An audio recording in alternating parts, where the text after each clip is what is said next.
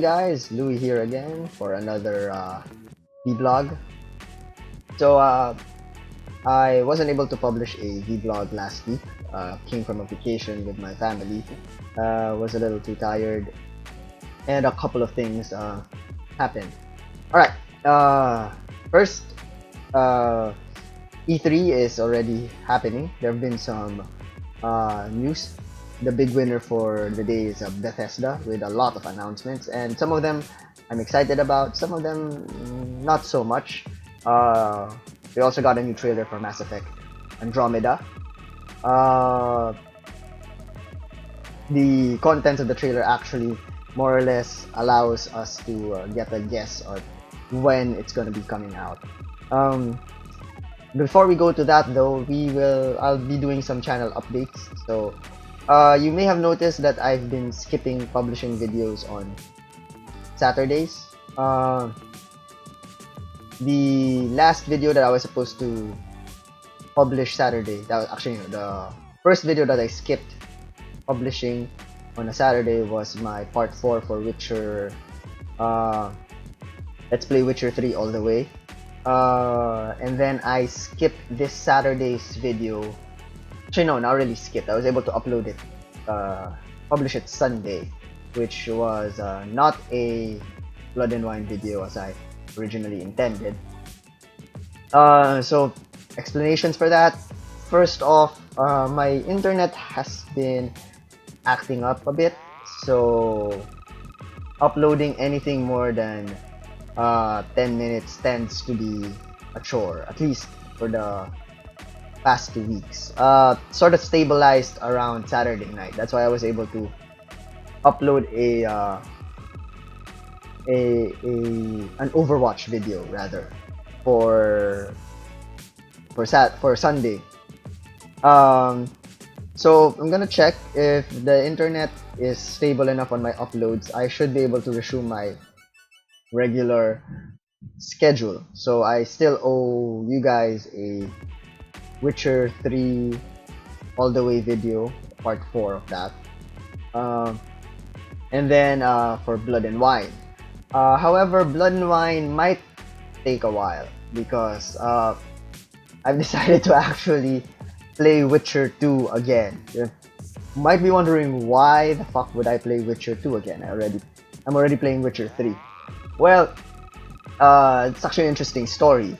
You see, because of a mishap that I created with my Steam cloud backup, basically the cloud service of Steam to back up your save games, I accidentally deleted my completed Witcher 2 save file. This was a few weeks. Actually, I found out about this on the day itself that I was gonna play Witcher 3. So yeah.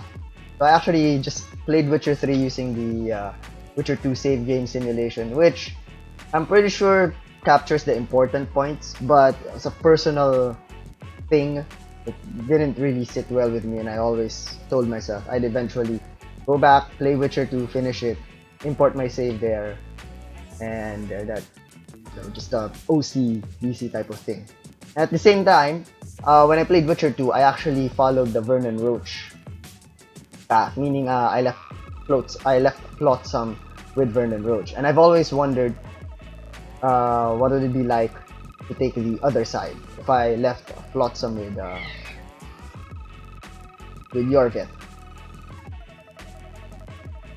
So yeah, that's why I've decided to play Witcher 2 to one, get a save file for importing in Witcher 3, and at the same time run through the game, the Witcher 2 story on the other side, the Jorvet side. So that's what I'm doing right now. Once I do that, once I actually finish that, I will then replay Witcher 3 from the start.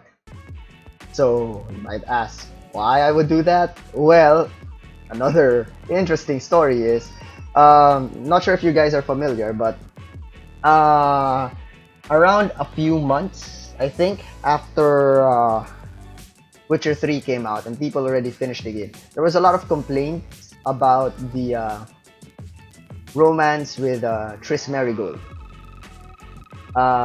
Specifically that after you become you engage the romance, there's virtually no interaction, no mention of it whatsoever. It just feels like it's just a flag in the game. There's a couple of scenes that you get nearing the end, but it didn't feel enough to offset the fact that you got so much time with Yennefer. There were so many scenes with Yennefer. So CD Projekt Red, listening to their community base, decided to implement a patch that added a couple more dialogue scenes with Triss. The thing is, I'm a Triss Marigold fan. Go Team Triss! And I never experienced these new scenes simply because I finished the game before CD Projekt Red got that patch out. So I figured, what the hell? Might as well experience these scenes I've never experienced before and run through Witcher 3 all over again. And then once I finish that, I'll complete the Hearts of Stone DLC, and then I'll progress on to finally Blood and Wine. Another thing that sort of made me decide this is that, well, to be honest, the Witcher 3 videos aren't really garnering as much attention as I would like. And for my crappy internet to upload a video for Witcher 3, it would normally take me an entire day, half a day to an entire day of uploading. And the reception I'm getting after the upload is not great, so, time versus efficiency and all of that algorithm sort of like computes that it's not worth it. So yeah, so don't be expecting a Blood and Wine blind playthrough for a while. Yeah. Okay, so let's move on to more interesting topics then. E3 announcements.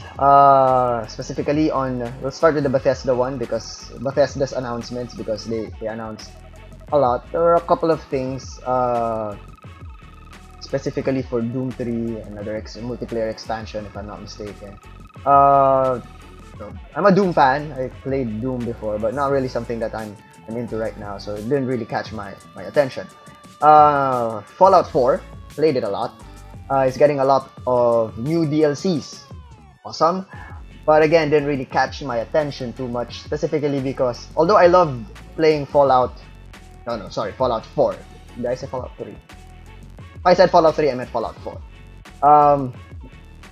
Specifically because if you guys haven't seen my Fallout 4... No wait, I didn't publish a Fallout 4 review. I was supposed to. I never got around to it. Okay, well, rundown of it. I think Fallout 4 is a great game. Bang for buck is high. I'd give it a 5. Story is pretty okay. Give it a 4.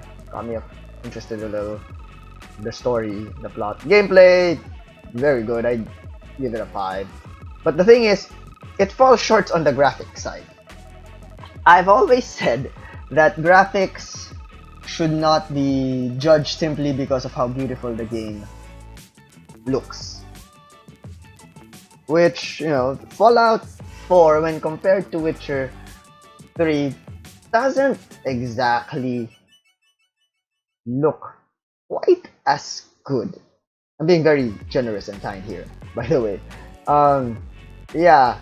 And for me, the whole using of an older engine to run Fallout 4 is kind of a iffy decision, simply because it felt like it could have been better. The graphics could have been better, specifically for the price that you were paying. Could have been better. They could have done it better. Game is still great though, but specifically because of that whole lowered fidelity thing, I didn't really latch on to Fallout 4 as much as I latched on to like Witcher 3. So yeah, but hey, new DLCs for those who got season passes. Guys are getting your bang for bucks. I was right. Bang for buck would be very high right now. That's not even considering they haven't. That's considering they haven't even released the official modding kit for Fallout 4. Have they? We'll check that out. Anyway, uh, yeah. So Fallout 4 new DLCs, yay for yay, but not really so much concerning me. One thing that did grab my attention, however, was before that, uh, Dishonored 2. I played a bit of Dishonored 1. Haven't finished it yet.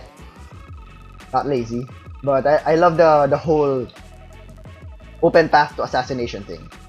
For me, that's that's a better way of doing it than, say, Assassin's Creed. Mind you, I haven't played any of the Assassin's Creed simply because, well, based on Jackie's stories, it doesn't feel quite as assassiny as, especially the recent ones. Yeah, I digress. Dishonored 2 coming out this year. Looking forward to it. I will probably have to finish Dishonored 1 before that comes out. Hopefully, I'd be able to do that. I'm not sure if there's gonna be an import save game from Dishonored 1, but just in case, I guess I should finish it. Now, the really big news that I'm looking forward to is that Skyrim is getting an HD remake. Not talking about mods, making the original Skyrim HD. We're talking about Skyrim most likely being ported into a modern day engine, which is awesome. I honestly think, however, that if they were going to do that for Skyrim, they should have done that for Fallout 4 before they released Fallout 4, but again, I digress. Now, the bigger news about this is that if you currently own a copy of Skyrim with all the DLCs, or if you have Legendary Edition of Skyrim from Steam, you will get the Skyrim HD version for free when it comes out. So am I getting a free HD Skyrim? No, because I actually don't own Skyrim. At the time that Skyrim came out, I didn't have a capable PC, so I had to skip on it. But now I will probably get it, specifically the Legendary Edition, so I can get a free HD Skyrim. Don't expect me to play it until the HD edition comes out, because with Fallout 4, I already feel like, with the graphics being what more with Skyrim, which is an older game. Alright, so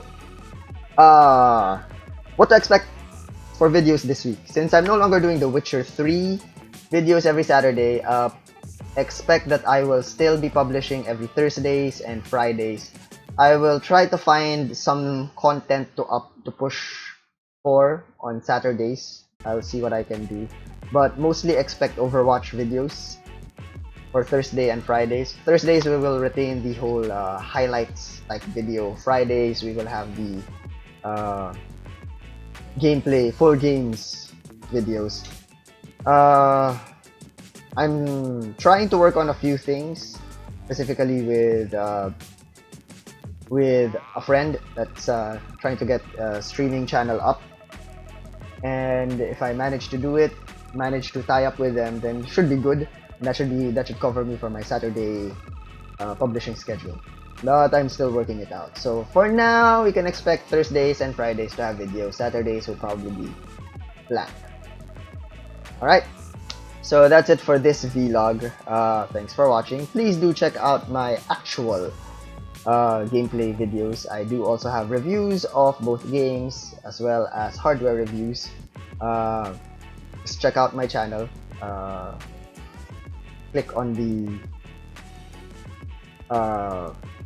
logo down to the lower right screen. Should take you there to the channel.